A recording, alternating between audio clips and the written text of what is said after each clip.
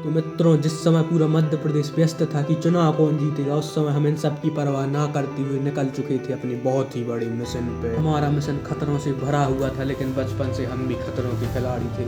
चाहे पापा का मोबाइल चुरा के उसमें गेम खेलना हो या फ्रिज से मिठाई चुरा के खानी हो, सब काम हमने बचपन से ही खतरे वाले किए। यहाँ मैं कैमरे को देखकर स्टाइल मार रहा था, लेकिन तभी मुझे ध्यान आया मेरा खतरों वाला मिशन इंतजार कर रहा है। तो मैं भागा, बहुत भागा। भागते भागते रात से दिन हो गया, पता ही नहीं चला। तब मैंने देखा कि मेरे नीचे तो ट्रेन जा रही है। तब मैंने अपने कैमरामैन से पूछा, क्यों ना हम मिशन छोड़ के ये वाली ट्रेन चुरा लें। तब उसने कहा, हम स्पाइडरमैन नहीं, हम चूतिए हैं। तो मैं चुप हो गया। ट्रेन तो जा चुकी थी, लेकिन हमारा खतरों वाला मिशन अभी भी हमारे पास ही था। तो मेरे अंदर की जो आग थी मिशन के लिए, वो बाहर आने लगी थी। तो मैंने उसे बाहर जाने दिया चैन खोल के, क्योंकि हम खतरों के खिलाड़ी हैं, आग के खिलाड़ी नहीं। तभी मैंने देखा एक और ट्रेन मेरे नीचे से निकल रही है। तभी मैंने उसको हाथ दिया, लेकिन वो नहीं रुकी। तो मैंने सोचा कि मैं कूद के उस ट्रेन को पकड़ूंगा, लेकिन फिर मैंने सोचा यहाँ से गिरूंगा, हाथ पाँव तो टूटेंगे। तो मैं खुद ही अपनी फजीती करवा के आराम से वापस आ गया, क्योंकि हम खतरों के खिलाड़ी हैं, चूतिए नहीं जो यहाँ से कूद जाएं।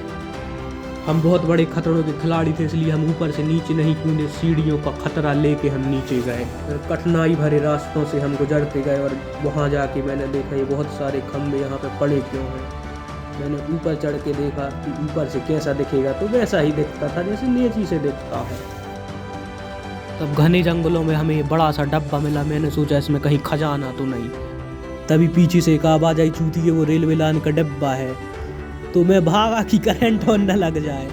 तभी मैं अपने खतरों के मिशन पे आगे बढ़ ही रहा था, लेकिन मैंने देखा कि रेड लाइट है। तो मैं सरकार के नियम का पालन करने के लिए रेड लाइट को देख के फिर वहाँ से मैं वापस आ गया, क्योंकि रेड लाइट के आगे नहीं जाना चाहिए। जैसे ही रेड लाइट ब्लू हुई, मैंने अपना मिशन चालू कर दिया, जो कि था यहाँ से इस गिट्टी को भर के अपने घर ले जाना। बहुत सी कठिनाइयों से इस गिट्टी को मैं भर के भागा सीधा घर के लिए। फिर मुझे ध्यान आया, अगर इतनी सारी गिट्टी में घर ले गया तो कहीं इनकम टैक्स वाले मेरे घर पे ना आ जाएं। तो मैंने उसे अपने हाल पे छोड़ दिया।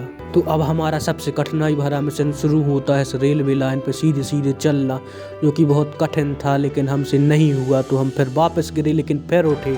फिर कठिनाई भरा मिशन चालू हुआ, फिर हम गिरे। तो मैंने सोचा बंद करते हैं मिशन को।